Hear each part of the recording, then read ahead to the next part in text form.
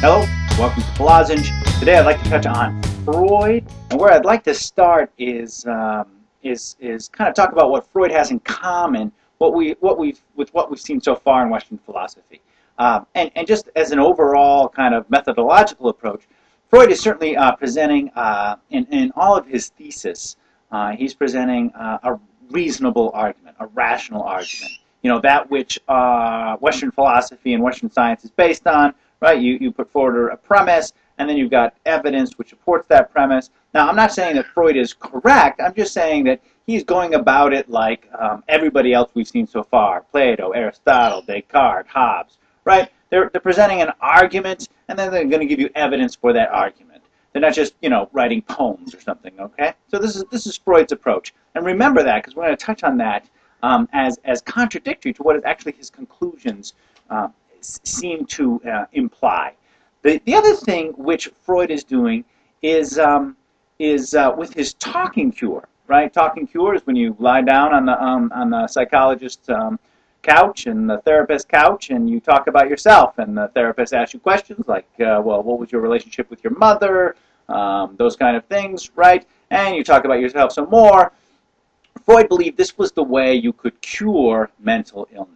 And I think this is reflective of the Socratic method of Plato, Socrates and Plato's idea that you know thyself, okay? And the Socratic method specifically was all about a question and answer, usually with a group of pupils, but a question and answer to get all different angles and try and come to a kind of universal truth, or at least a universal agreement. So I think the same thing is going on here with this image that Freud has of kind of asking many different questions to try and get to the kernel of truth, which is an individual's self.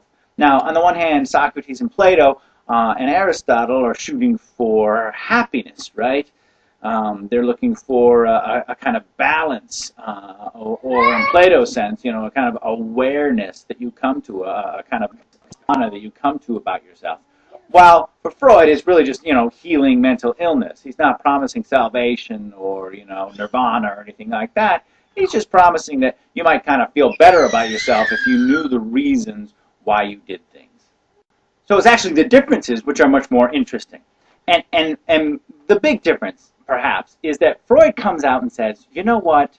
We don't really know who we are. We don't really know why we do things.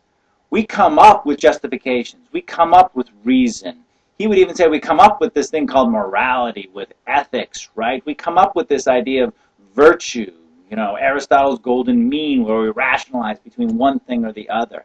But he says we are basically clueless. Now, we can sit on a sofa and we can talk to our therapist and we can try and get to some of our basic patterns, right? We can dig into our past and figure out, well, this is the reason why I have relationships that are non-committal, because this is what my relationship was with my father and my mother. And I think most of us at this point are in agreement that, at least to some extent, it's not just our nature, it's not just what we were born with, but it's also our nurture, it's our environment, it's the things we went through, it's the trauma, the abuse, it's the relationships. It's what has come before that makes us who we are now. Now that's very much Freud, and that's something Freud gave the modern world that we can thank him for, right? In other words, if we want to get to our issues of our hang-ups, our dysfunctions, then just start digging around in our past, do a little Socratic method with your therapist, and you might get there, all right? But Freud goes further,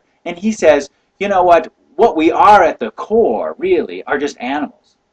All we want to do is have sex and eat and survive. That's really all we want to do, right? Now, that, however, is way, way, way deep in the subconscious. You can't touch that. You can touch, what your ego and maybe what your superego have come up with, but you'll never really come into contact with that id that Freud says is the third part, is really the engine, the nuclear fusion that you need to push the rest of your energies, to push the rest of your psychic energies.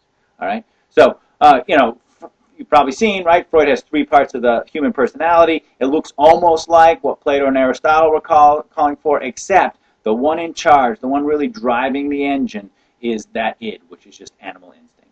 All right? So what Freud is saying ultimately is you just can't know yourself. You are doing things for reasons you have no idea. And ultimately, when you come up with a reason for why you do things or what you're going to do in the future, when you come up for how you're going to act, Aristotle's virtue, when you come up for trying to do good, all you're going to really come up with are justifications, rationales, rationalizations for why you do the things you do.